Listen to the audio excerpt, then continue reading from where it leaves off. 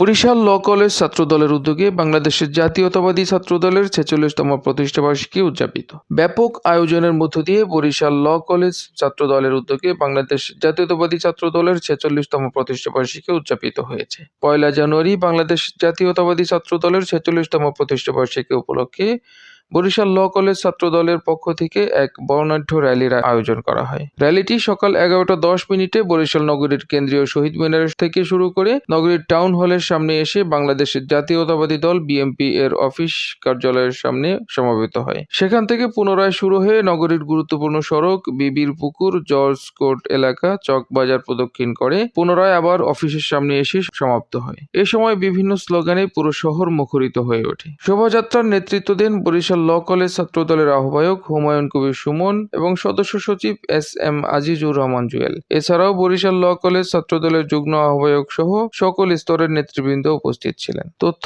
ও video চিত্র সংগ্রহ করেছেন পারভেজ শিকদার। নিউজ ডেস্ক, বিজলি বার্তা।